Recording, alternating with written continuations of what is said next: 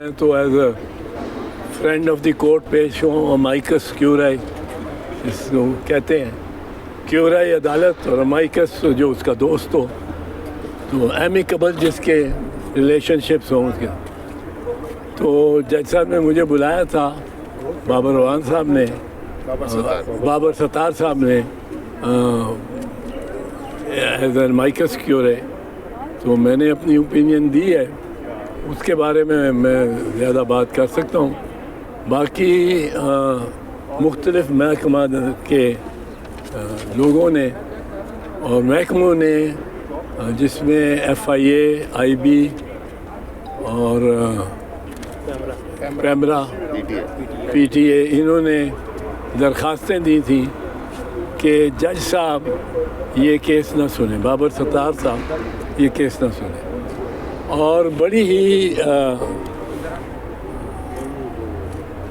मतलब इसके लिए क्या स्ट्रॉन्ग अल्फाज इस्तेमाल किया जा सकता है, पर बहुत ही गलत ग्राउंड्स और एप्लीकेशन थी। इस तरह तो किसी जज को कोई बैठ ही नहीं सकता। उनको कहा गया कि आपके क्लाइंट्स जो थे वो टेलीकॉम इंडस्ट्री में से होते थे, तो अब आप टेलीकॉम इंडस्ट्री का कोई केस ही नहीं सुन सकते।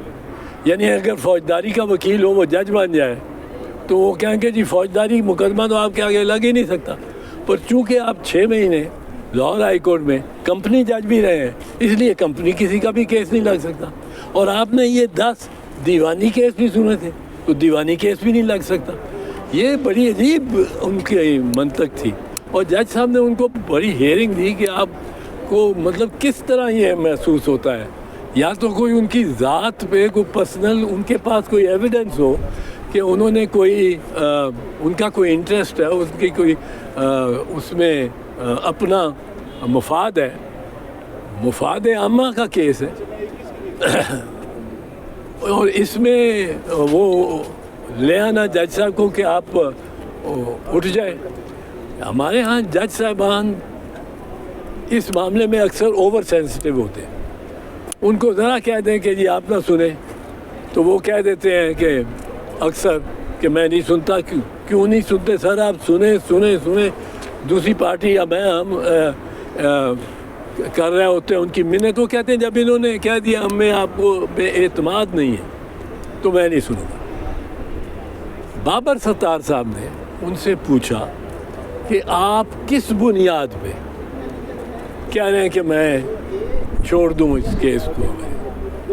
वो सब नहीं है कि उनका कहना यह था कि जी आप चूँकि इस इंडस्ट्री के केसेस करते रहे, या आप चूँकि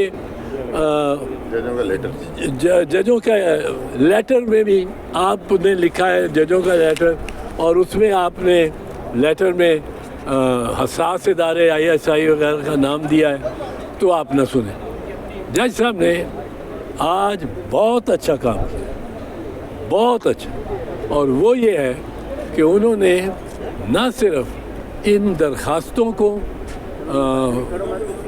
लायक समाअत ही नहीं समझा, इस बुनियाद को कि आप फौजदारी केस करते रहे, आप दीवानी केस करते रहे, आप केस नहीं सुन सकते, ये हर अदालत पे ये लगना शुरू हो जाता।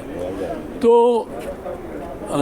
जज साहब ने आज जिन महकमों ने भी ये दरखास्तें इस ग्राउंड पे दी हैं, और वो नहीं बता सके कि जज साहब में अपना कौन सा तअस्सुब है, क्या है, जज साहब का अपना क्या मुफाद है।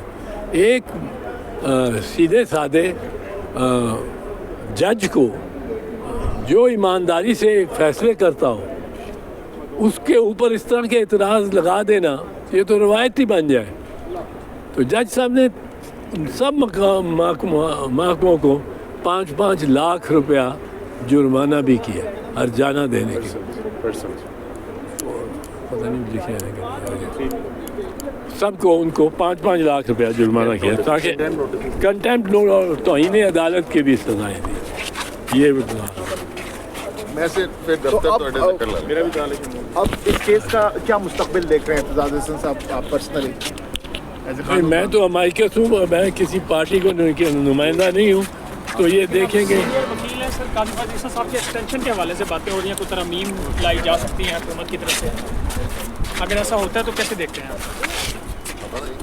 اگر چیف جسٹس کا عہدہ صرف اس کو ایکسٹینڈ ہوتا ہے اور ان کے بارے میں یہ ایک ٹینیور پوسٹ بنا دیا جاتا ہے، یعنی اگر قاضی فیض عیسیٰ صاحب کو 3 سال دے دیے جاتے ہیں تو پھر اس کا ایک تو نتیجہ یہ ہے کہ منصور علی شاہ صاحب